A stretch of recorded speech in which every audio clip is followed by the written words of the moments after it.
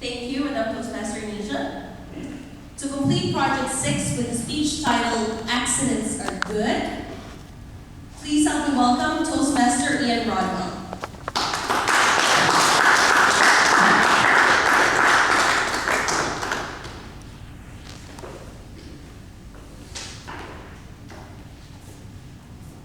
Toastmaster of the day, fellow Toastmasters and guests. Yes, indeed, accidents, as far as I'm concerned, are good. I'd like to go back a couple of years in time when I was a student. Like most students, I had no money, so I had to get a part-time job. And the big place to work was the local supermarket. I stacked shelves, and they were pleased with me, because after 3 months, the store closed. And it moved across the road to a big brand new store. But they were looking for volunteers to go back and work in the old store, which had been converted to what they called home and wear. It sounds exciting, but it's not. It's just paint and clothes and garden materials. And just before Christmas, I went back to work there to stack the shelves for them. It was a cold day, it was snowing. I had my new desert boots on, my jeans. I went to see the manager. I was very keen. What would you like me to do? I said. I need some paint now, and he said. So anyway, I got my list. I went upstairs in the warehouse where I've been many times before. And I got my paint, the big tins with the handles on, and I put 20 of them onto the conveyor belt. As I've done many times before with cases of beans or peas or whatever. And I pressed the button, and I walked back across the warehouse. Walking down the stairs, I thought, it's a funny sound. I thought, it's a bit strange. I got down into the store, and somebody turned all the lights off. All the emergency lighting was on. This is bizarre, I thought. I opened the door to the bottom where the conveyor belt was. All I could see was paint. It was all over the floor. It was all over the electrics. It looked very nice. I was speechless. I thought, what have I done? But I heard a voice behind me telling me what I had to do next. Better clear that up, he said. I spent the whole day. Have you ever smelled paint all day? I was shoveling it up into sacks, wandering out into the snow, throwing things into skips. Oh, it was awful, absolutely awful. And I probably agree with most of you. Accidents are not good at all. But when I went back to the other store a few weeks later, everybody called me Mr. Dulux after the paint people. I didn't mind. I thought it was quite funny. But the thing was, it got me noticed. And within 1 year in that store, I had the cushiest job you could imagine. I got more money, and I was paid to talk to my mates all day, wandering around the store. It was great. I really enjoyed it. Anyway, I had to leave Tesco's in the end, and I joined a building company. I was a junior surveyor, and one of my duties was to go out on sites. I used to go out there, I used to enjoy wandering around, chatting to the guys, seeing construction. It was quite interesting. And I had to measure up the bricklayers. It was February, and I went to this office block. It was huge, great big place for rank Hogus McDougall. I met the bricklayer, Dave. Dave had a very deep voice. And thankfully, we went inside first of all and we did some measuring of the work that he'd done. I did all the measuring, he took some notes. We got on well. Then he said, done some more work the other side, he said. As the building wasn't complete, we had to go outside and down into the basement. The basement was not complete.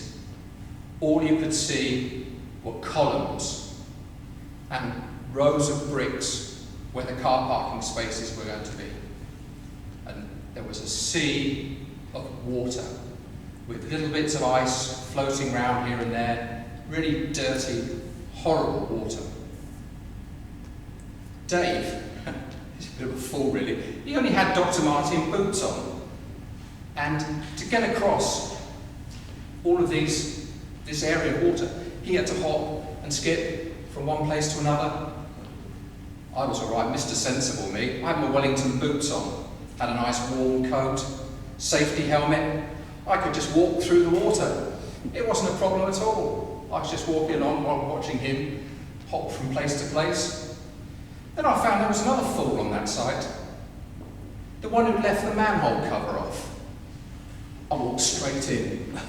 Water up to here, February, freezing cold, absolutely freezing. The best I could do, empty my wellies out, get in the car, drive home and dry out. Once again, I had an accident in an important job that I just started. However, once again, I found this to be a good experience. Before the accident, all of the directors would just, hello, all right, like this. Now they knew who I was. Hi Ian, how are you doing? And it was great. I got promoted, I got different jobs to do, I got a real good deal at that company. I believe if I hadn't have fallen down that manhole, I wouldn't have progressed anywhere near as quickly. So believe me, if you see in life, you see the accidents on the television, which we all hate to see, the aircraft that crash, the bridges that collapse, the gas explosions. It's through accidents that we learn and we progress.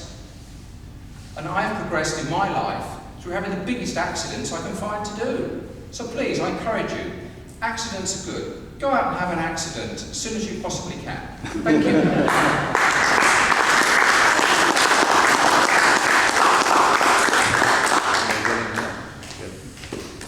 Thank you very much, Toastmaster Ian Rockwell, for a very enjoyable speech about how accidents are good. That's very odd. I hope I don't get into an accident anytime soon, unless it's good.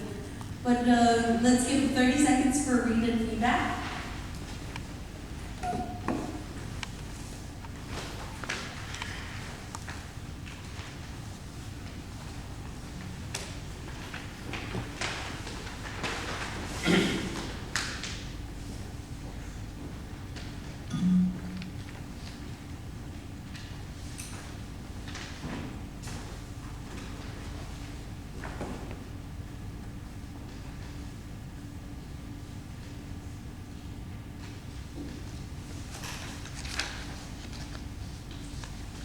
Our time for feedback is up, and our fourth speaker is here to complete project Advanced Communicator Bronze number 7, to be evaluated by Toastmaster Paul Easy. Please share with us the objective of this project.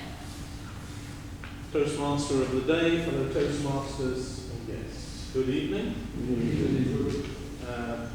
TVS is on his Advanced Communicator Bronze, number 7. He's running out of the Advanced Communication Series, Speeches by Management, the second project in that manual, called the Technical Speech. And the objectives are to convert a technical paper or technical material and information into technical speech. To organise a technical speech according to the inverted pyramid approach. Write a technical speech in spoken language, not as an article, and to give the speech by effectively reading out loud. Time, 8 to 10 minutes. Thank you. Thank you, Toastmaster Paul. To complete project Advanced Communicator Bronze number 7 with speech titled How to Choose the Best Laptop, please help me welcome Toastmaster TVS Luzon.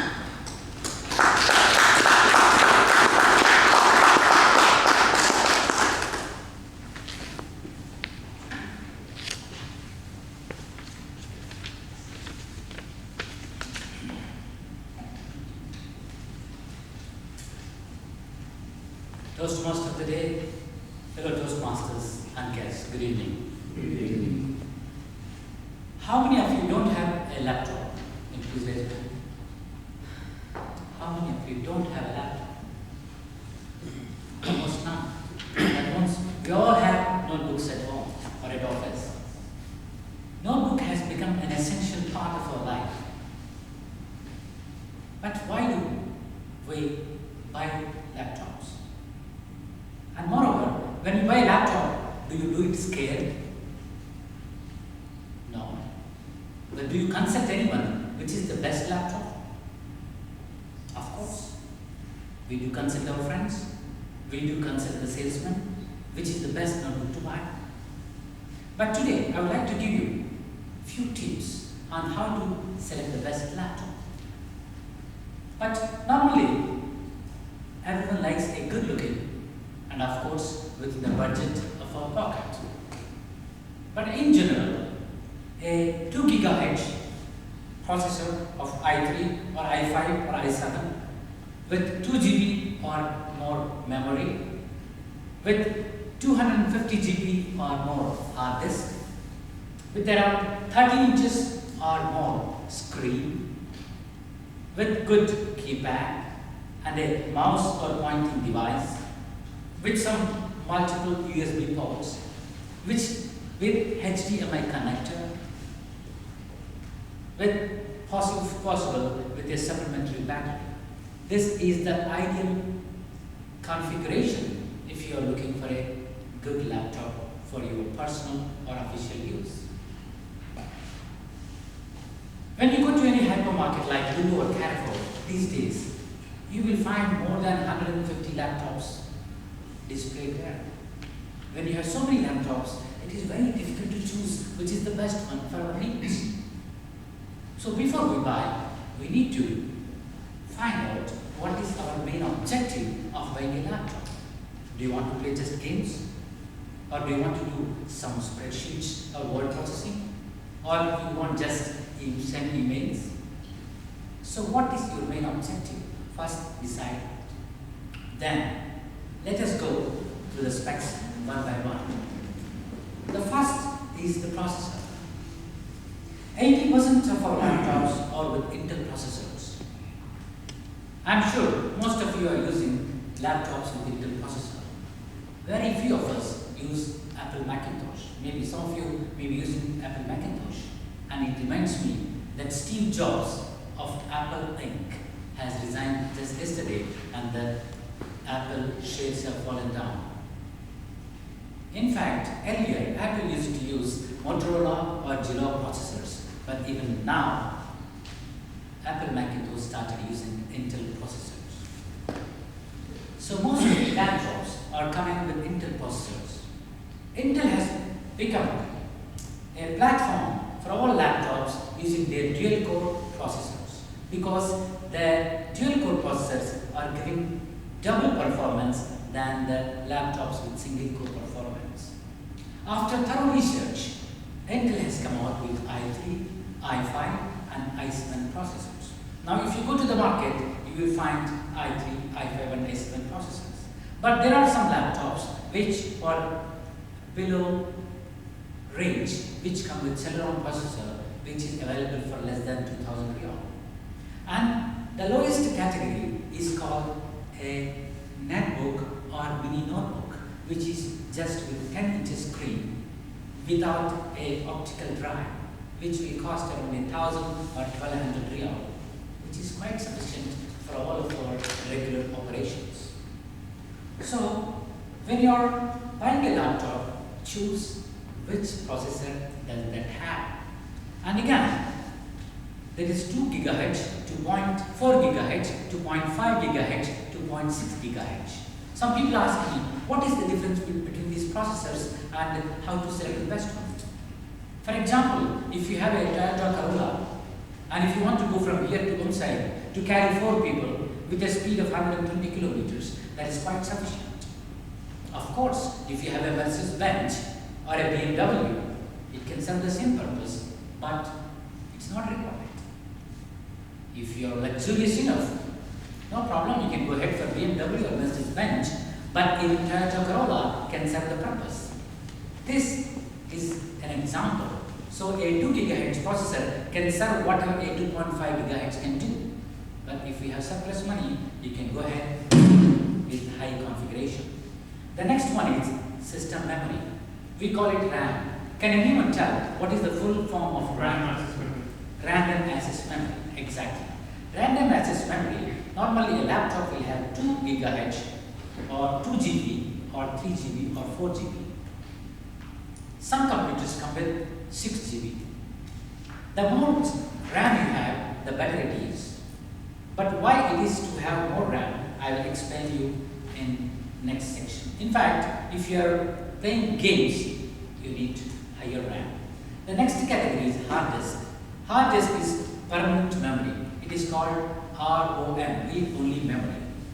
And nowadays, every laptop is coming with 250 GB or 320 GB or 500 GB or 640 GB, and now latest is 1 terabyte. So, when you have a hard disk of 1 terabyte, why do you need a RAM? The explanation is this way. The hard disk is like a big tank. But if you want to take a water from a big tank, or you want to pour water into the big tank, you need a small mug. But if you have a bigger mug, you can take the water in a bigger quantity. But if you have a smaller mug, you can take a smaller quantity. So the more the RAM, the better it is for all our applications. And next is optical drives. If you see, every laptop will have an optical drive. If you want to read some CDs or DVDs, that drive will help you. If you want to watch movies, that drive will help you. But some people don't want to carry that optical drive. That's why a mini laptop or netbook is quite sufficient, which is easy to carry. But nowadays, the technology has advanced and you have Blu-ray discs, which the high definition movies come in Blu-ray disc. If you buy a 5,000 real laptop, it will have a Blu-ray disc. And the next category is graphic memory. Every computer will have a graphic card. And these are two categories. One is dedicated graphic and another one is non-dedicated.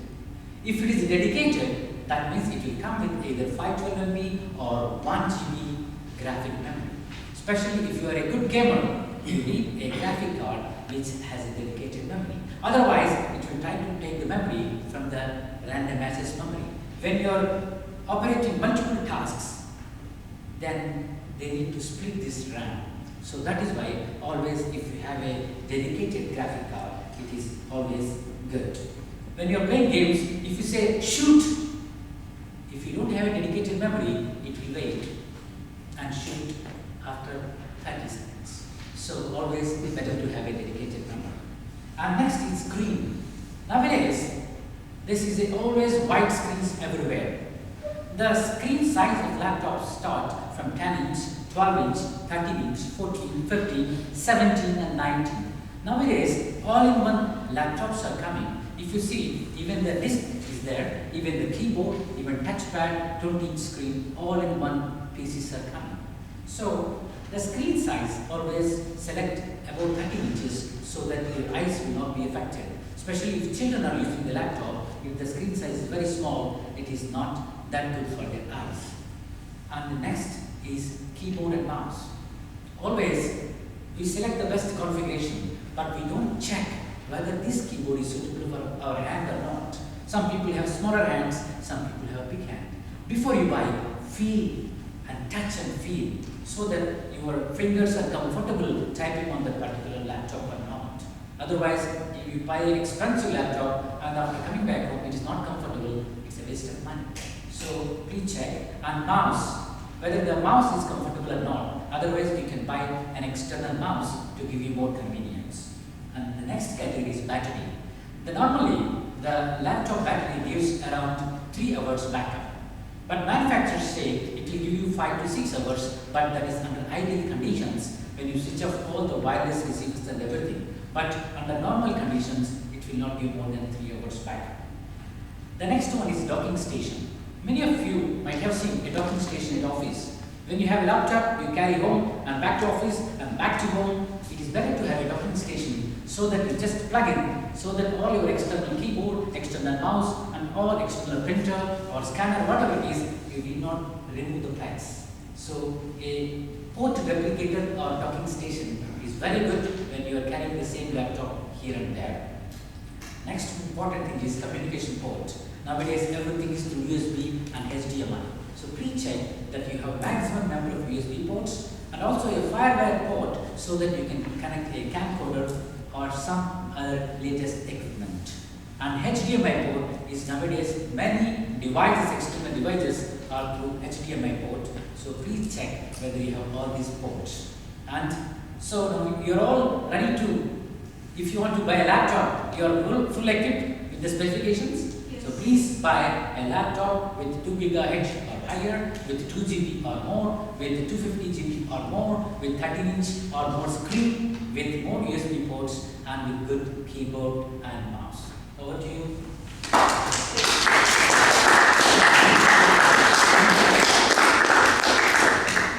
Thank you very much, Toastmaster TVS Prasad, for a very educational speech about how to choose the best laptop. 30 seconds timer for written feedback, please.